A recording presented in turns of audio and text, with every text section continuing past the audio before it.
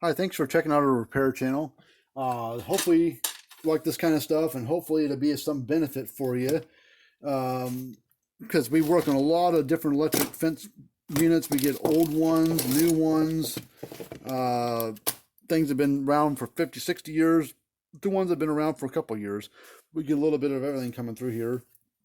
So hopefully you like this video and this will be of some use for you.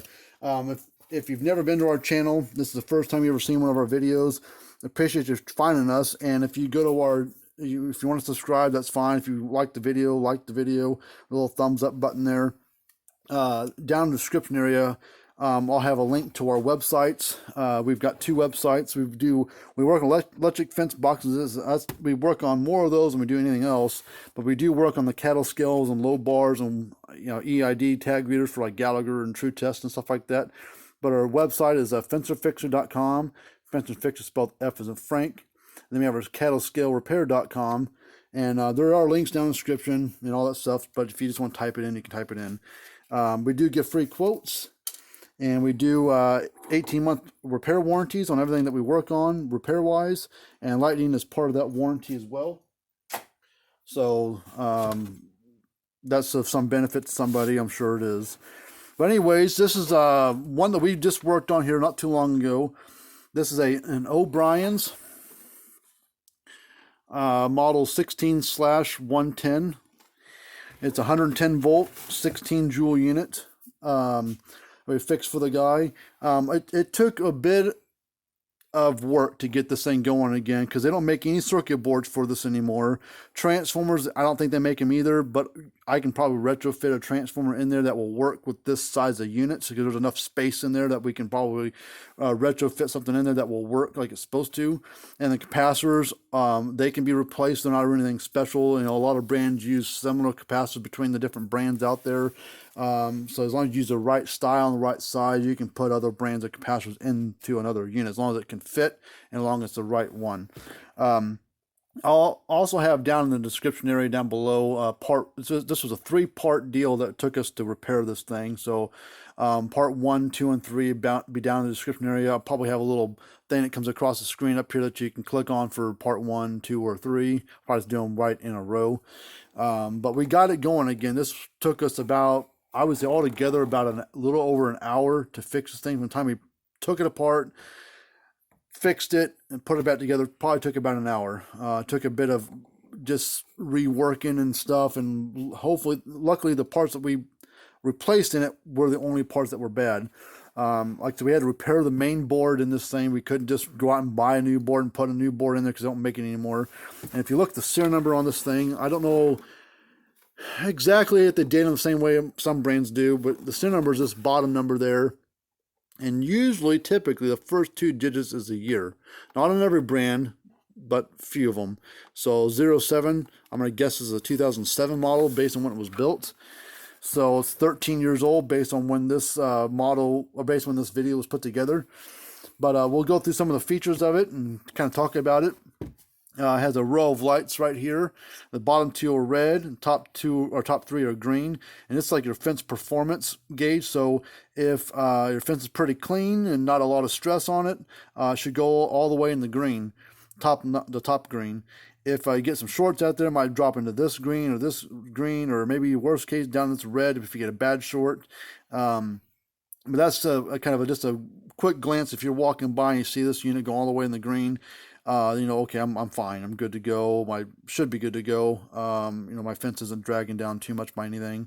A lot of brands have some kind of indication bar graph lights like this. I mean, Gallagher's got them on a lot of their units. Speedrite and Staples got it on theirs. Parmac, on the Range Master, they've got 3 lights, and they also have a digital gauge on there, where some of the Parmacs have a digital gauge, but it does the same thing. So if it's a high number, then it's good. If it's a lower number, it's bad. And same with these lights. Up high, you're good. Down low, you're bad. So same kind of thought. So we're going to plug it in. This is a 110, 120 volt model. Turn it on. You see, going all the way in the top green. So this does have a an on and off deal right here on the front there. You can see it turned off. This is I kind of flip over the back, see what it says, but this is an on off button. This is how does that say it was? Regular, irregular is what that M stands for. I guess it stands for modes. So we're going to turn it back on by pushing this button. That's nice. Have it built right on the charger. No other brand really has that except for Gallagher. Gallagher's got those I series units that you can turn it off on that digital display. Any other brand or a model out there that you can turn on and off, you have to have a remote control with like $200 or more, and to do it out of the fence. You know, you can turn this on and off right from the thing. So we're going to hit this mode button here.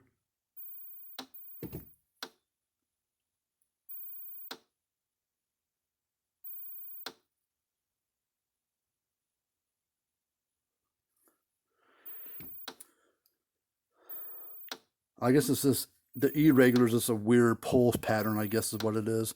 So we'll just leave it alone at the regular pulse because that's what most brands do anyways.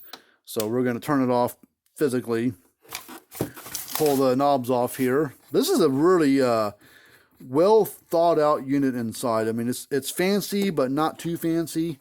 On the inside, it's got a big, pretty heavy duty transformer. Capacitors are pretty good quality capacitors that they're using. Now we're going to turn it on again and put our fence tester across it. We're going to go across ground and fence at the same time, see what kind of voltage reading we get.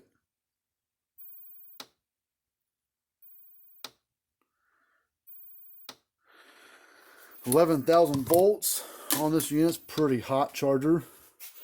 Now we're gonna voltage wise, it's 16 joule unit, so it's got quite a bit of punch to it. Not the biggest by any means, but not the smallest. So we're gonna go from the ground side to the hot side. We're gonna do a spark jump here. So I'm gonna use just a long screwdriver.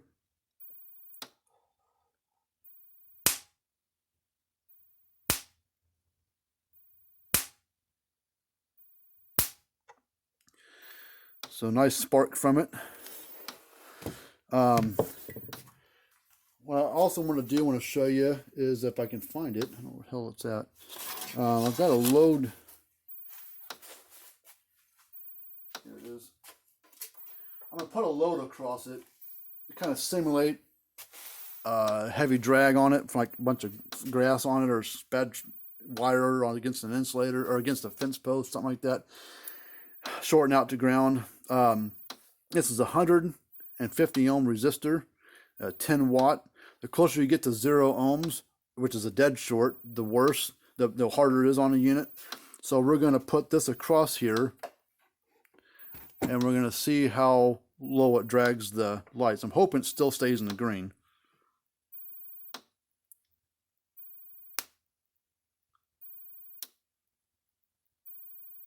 So still dragging, now it's still in the green. Fix your problem, goes right back up high again. So pretty stout unit. I like it. I've heard the O'Brien's brand, but I've never had one of their units coming for repair. The customer that owns this actually didn't send us everything. He's got 2 more units in the box over there, but they're not the same brand. They're Power Wizard or Dare or something like that. But anyway, he's got 2 or 3 more of these things at home. I think he had 4 or 5 altogether of this O'Brien. I don't know if it's the same model or not, but it is an O'Brien's. And he said, well, I don't want to send them all to you. If you can't fix them, I don't want to pay the freight on them. I'll just throw them away or whatever. But so I'm hoping, since we rebuilt the board on this one, I don't know what's wrong with those other ones, but if we can fix his other units, you know, they would make really, really good backup units, because to buy a new one of this kind of quality, it's a pretty good quality unit inside, I think. And for being 13 years old and just going bad, I think he said last fall it went bad. He said notice it was getting a little weak over time. And then eventually just kind of quit and was acting funny. And so he finally just gave up on it and bought some other ones. But he's got 3 or 4 of these things. And to go out and buy the same kind of quality unit, you're going to spend probably... The 2 brands I would say would be good to go with for this type of stuff would be a Gallagher, like an M1500, maybe, or a Cyclops Super, or maybe a Brute if you want to drop down a little bit. But Cyclops Brute's like $325, Cyclops Super's like $450. somewhere in that range. A Gallagher M1500 like 400 and something, give or take. So to buy a new unit, you'll spend several $100s, and we fixed this thing for a fraction of that price. So hopefully he'll want to fix it. I haven't talked to him yet on this deal, but it is going again. We got all the things wired back together, everything plugged in, it's fastened down, everything's ready to go. So we'll talk to the guy and see what he wants to do. But anyways, hopefully you like this video. This is what we do. We work on electric fence boxes. If you're curious how the repair went on this thing, like I said, there's 3 parts to that thing. It's about 20 minutes per thing, so you'll be sitting there for a little while if you want to watch them all in a row. But some of you can fast forward or skip past. There's a lot of dead time in there where I'm just soldering and doing things, talking about what I'm doing, but it's a lot of just meandering, minuscule things that you can kind of skip past. But it just kind of shows you what kind of crap you got to go through to fix some of these things sometimes. Sometimes it can be a pain in the neck. This one was kind of a pain in the neck, but we got it going again. That's what matters. Save the guy a boatload of money. Even though it's a 13-year-old unit, he does get an 18-month repair warranty on the repairs that we did to this thing. And we do lightning damage as part of our warranty.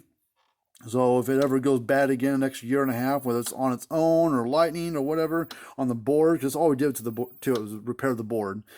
We'll either try to repair the board again, no charge, or if for some reason it just blows the thing to smithereens, we can just reimburse them his invoice amount from last time. So whatever we charge him this go around, we'll just reimburse him that amount again. So that way he can take that money and put it towards something else he wants to buy. So so even if it's an obsolete unit, if for some reason something happens to it in the future within our warranty time, where we can't fix it because it's too far gone and the parts aren't available, we'll just reimburse the money that it costs on the last invoice, that kind of thing. But anyways, until next time, hope we'll do another video of how to repair something or how one works. Remember to hit that subscribe button down below and hit that thumbs up button if you like this kind of stuff. And remember to tell your friends about us. We work on all kinds of electric fence boxes, all brands, makes, models, ages, that sort of stuff. We help you troubleshoot over the phone or emails, or we'll send you some parts if you want to try to do the repair yourself. We can always try to do that over the phone first before we get that deep of just sending you stuff without talking to you. But anyways, until next time, see you later.